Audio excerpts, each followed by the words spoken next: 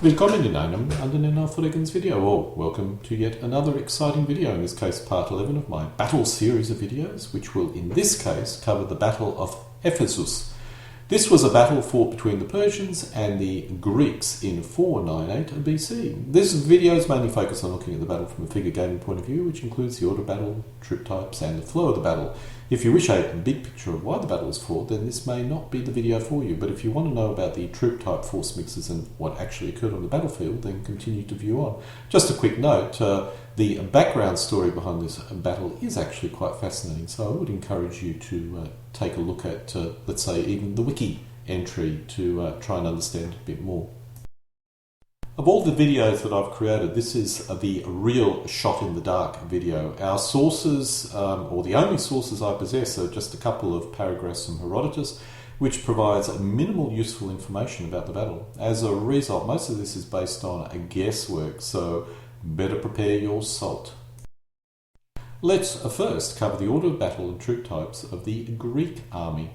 The army consisted of a small detachment from Athens and Eretria, 20 triremes from Athens specifically and 5 from Eretria.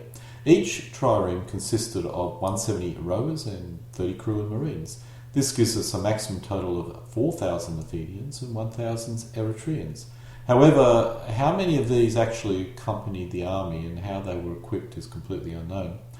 The bulk of the army were from Miletus, with some supports from other Ionian cities. Specifically mentioned is Ephesus.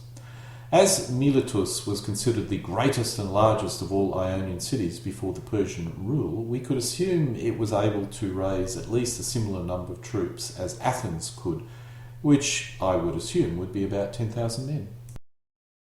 As I went searching around for additional source material, the only scenario I could find concerning this battle was command and colour, and the battlefield is shown here.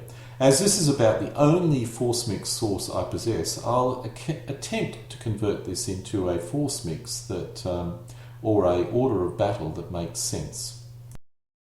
If we assume Miletus could raise a force of 10,000 men and was supported by a number of other smaller Ionian cities, which perhaps could supply, let's say, 1,000 men each, and we know the name of one of these cities, which happens to be Ephesus, but are uncertain of any others. Athens and Eretria supplied a small number of men as well. Assuming that each counter in command and colour represents, let's say, 1,000 men, we will assume a force of 11,000 men. That assumes that Miletus didn't send its entire army up to Sardis. This shows a possible force mix, of course based on command and colour and some little modifications that I put into it. It's possible the force was much larger, as marching on a major Persian city could require something more than, let's say, 11,000 men.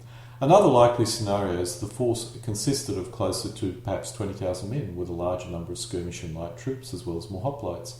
I would have expected Miletus to be able to raise at least 10,000 hoplites, with several thousand more from other Ionian cities. However, I have no evidence of this, and as a result I'll stay with the command and colour force mix. Incidentally, when you actually look at the possible battlefields, the number of 11,000 actually seems more reasonable than 20,000. Now for us to go through my other source, which happens to be DBMM version 2.1 army list. The army would have consisted of some high-quality hoplites, perhaps those from Athens, and maybe even guard or regular troops from Miletus. We are assuming the Greek army has consisted of about 1,000 good quality hoplites. Now, if the Ionians had a larger number of good quality hoplites, you would expect the Persians to suffer the same fate as they did at Marathon, which they clearly did not. Based on the command and colour, we are assuming the Ionians possessed about 1,000 archers, which may have actually even included slingers as well. The bulk of the light troops would have been javelinmen, and we're assuming that the Ionians had 2,000 of this troop type. The cavalry thing is, or the cavalry estimate in command and colour is a bit of an issue. According to DBMM 2.1, the Ionians would feel only proper cavalry rather than any light horse. Now, we're assuming that there are 1,000 cavalry, and based on DBMM, I would assume that this would be regular cavalry, not light horse, designed to skirmish. Now we come to the bulk of the Ionian army, and this would consist of what DBMM would call inferior hoplites. Now, one interesting thing, the colouring or command and colour talk about auxilia, which I assume would be something like peltasts. Now, according to DBMM 2.1, peltasts were not an option for the Ionian army, so they would either be javelin or they would be inferior hoplites. I would probably guess inferior hoplites, so I would estimate that the Ionians had 6,000 of this kind of troop type. Now it's time to cover the Persian army. We can make a few guesses here. The original army at Sardis was clearly inferior to the Ionian army, which is why it did not sally out. When it was joined by the relief army, it was now larger than the Ionian army and was able to defeat it, although this was probably not a crushing defeat.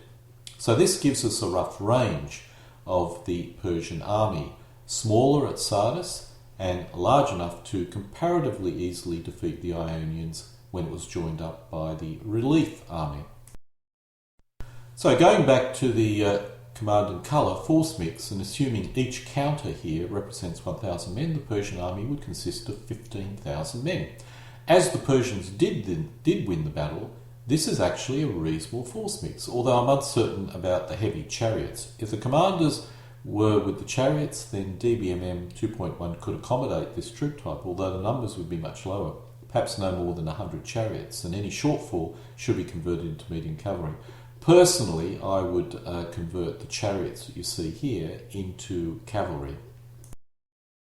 Based on the Command and Colour board game and DBMM version 2.1 army list, this is my estimate of the Persian force. A few points about some troop types. Command and Colour has the Persian with 5 units or possibly 5,000 light cavalry. Now, if we look at DBMM version 2.1 army list, we quickly find the Persians don't have a large range of light horse available. 8 elements of horse archers, 2 elements of what's called lasso men, and 2 elements of Bedouins on horses, and this totals 2,400 cavalry according to the DBMM army list. The Persians can field a much larger normal cavalry force, up to 12 elements, totaling 2,400 cavalry. While this army probably represents the infantry and cavalry present at Sardis and reinforcement cavalry from a central force, you could argue the cavalry came from 2 armies. Thus, you can justify the very large amount of cavalry. But I suspect the ratios are wrong. I would field 5,000 medium cavalry and at the most 2,500 skirmish bow-armed cavalry. Now, DBMM could be wrong, and while it may be considered far from a primary source, it's all I have, and it's probably more correct than any guess that I would make, and as a result more correct than wrong. Now we move on to the actual possible troop types involved in the battle on the Persian side. Based on my modification of the force mix, the Persians had about 5,000 medium cavalry, and these would have been standard medium cavalry that you can see here. Now we move on to the chariots. The Persians had 3 commanders, so it's possible each had a personal bodyguard of 2 horse chariots, which would total about 150 chariots and perhaps 300 to 500 men. As I indicated earlier, my gut feeling is they probably didn't have any chariots, and these should actually be cavalry, medium in particular. The bulk of the light foot that are mentioned in Command and Colour were probably standard Persian infantry, which by Greek standards could be considered as light. These would comprise about 4,000 men. When we look at the light cavalry, most of the light cavalry would consist of horse archers, which had to be present as these represented the main light horse type of the Persian army at this time. There would have been no more than 2,500 of these troop types present in this battle. That's my estimate anyway. Now, it's possible some of the light cavalry could have been this troop type, Sargantian lasso men. I'm not quite sure what kind of troop type these are, but I expect they would have had additional weapons apart from a lasso and probably could be bundled in with the other light cavalry. However, their numbers were not large, as you can see here. The archer number is of interest. Now, the Persians, according to Command and Colour, consisted of 2,000 archers. Now, it's also possible these may have been close order bowmen, which fought with the Persian foot. Personally, I suspect the latter is more accurate, but let's assume they're going to be 2,000 light skirmish archers. According to Command and Colour, the Persians consisted or had 2,000 skirmish troops or javelmen. Now, the Persians generally didn't have a large number of javelmen. They had all sorts of other skirmish weapons, such as bow, etc. So I would imagine this 2,000 which would also contain bow-armed skirmishers, which is why I suspect the 2,000 or 1,000 or whatever it is archers mentioned earlier were probably close order archers which worked closely with the Persian foot. While I suspect Libyan troops were probably not present in the Persian army at this point in time, if they were there, then some of the javelmen may have been Libyan. Now, the reason why I don't think there were many Libyan troops here was that Libya is very far from this location, and this battle was fought with the troops on hand, which would have been either central type Persian troops or any troops they could have got from the region. Now, the Persian counterattack may well have involved Libyan troops. Now, if there were Libyan troops here, the Chariots may have been a bit more credible, but once again, I really don't think Libyans were involved in at least this battle. However, if I'm wrong and the Libyans were present, then perhaps the Chariots were Libyan. However, the numbers that the Persians could field are not particularly large. According to this, 1 per 4 Libyan skirmisher, which means they could field 2 elements, which means we're not talking about a lot of chariots here. This shows the path the Ionian force took to the sack of Sardis and then back again.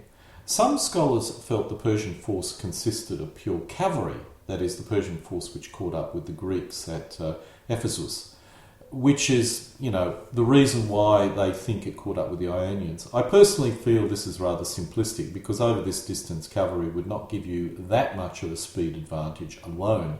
The most likely cause were the Greeks were loaded down with booty from Sardis and as a result marched rather slowly.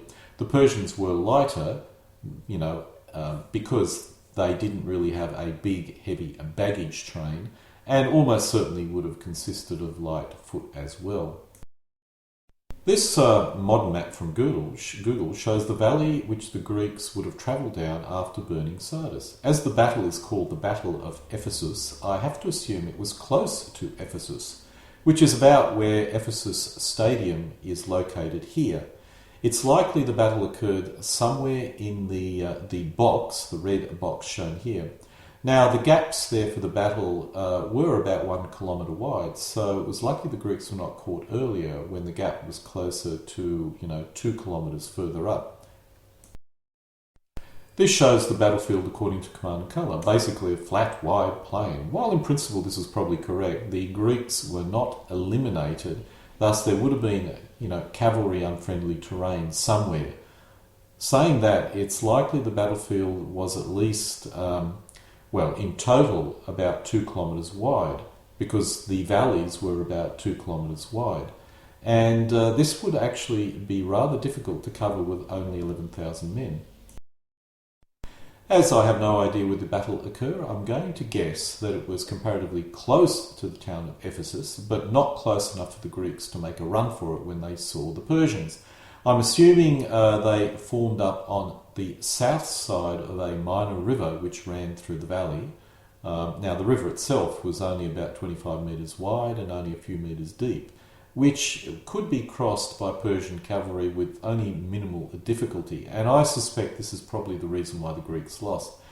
Now, this also could explain why there were so many survivors, at least Athenian survivors, as they may have managed to cross the terrain on the right flank of the red bar, which would have been the Greek position, at least my estimate, and that would have allowed them to escape the Persian cavalry.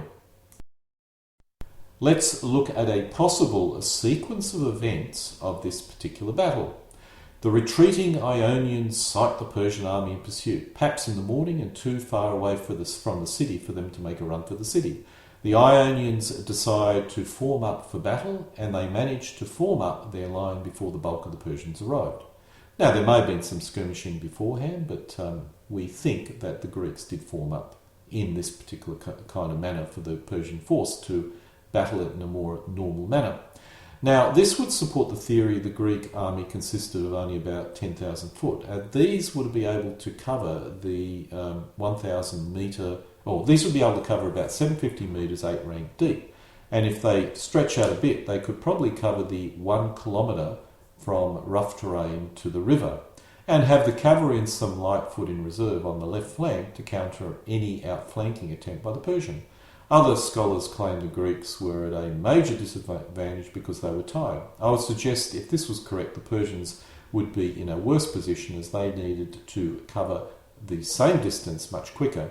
The only disadvantage the Greeks really would have possessed was a heavy baggage train and the surprise of being caught. The main Persian army arrives, forms up and pins the Greek front, while a strong cavalry force advances on the other side of the river and round the Greek flank. The Greeks would have responded to this, but the Persian cavalry were much greater number, so the Persian flanking force would easily be able to cross the 25-metre river and threaten the Greek rear. Perhaps the Greek sent more than just some cavalry down to counter the Persian cavalry, but whatever they would have sent down, I estimate there would have been probably as many as maybe 4,000 Persian cavalry, and whatever the Greeks sent down would have been quickly overwhelmed. Once the Greek cavalry and whatever troops started routing away, the Persians form up and hit the Greeks in the rear, causing the Greek left flank to collapse. The Greeks could have attempted to attack the Persian front line while this was all happening, but the Persians, being much lighter, would have simply ran away and then come back again. Once the Greeks attacked in the rear, however, the Persians only then would close in for combat. Now, while the Greek left flank was basically caught in a pocket, the Greek right flank would have been able to escape over the rough terrain, which was quite close to its rear, and this would have been rather difficult for horses to follow. Thus, the Greek left flank was destroyed, but the right flank did probably escape, which is the reason why probably so many Athenians and other troops managed to get away. Now, the Persians would have also captured the army baggage and any loot the Greeks took at Sardis, as well as any supplies. This was possibly a main Persian objective, and the reason why the Greeks did not simply retire to the rough terrain on its right and make their way across to Ephesus over rough terrain, because they wouldn't have been able to take their baggage with them. I have absolutely no idea if this is the correct sequence of play, but considering the Greeks were mainly foot and heavier than the Persians, and the Persians probably had enough room to outflank the Greeks, this kind of scenario seems extremely reasonable. The Athenians at Marathon were very cautious of the Persian cavalry and of being outflanked. Perhaps this battle was the cause of this caution. And so we come to the end of my part 11 of my military history video covering this significant battle. Even if the battle itself may not be that interesting, I would suggest this may be an easy battle to create a scenario for. I will almost certainly attempt to do one using my DBMM troop types and my pre-17th century warfare rules. Alle guten Dinge kommen zu einem Ende.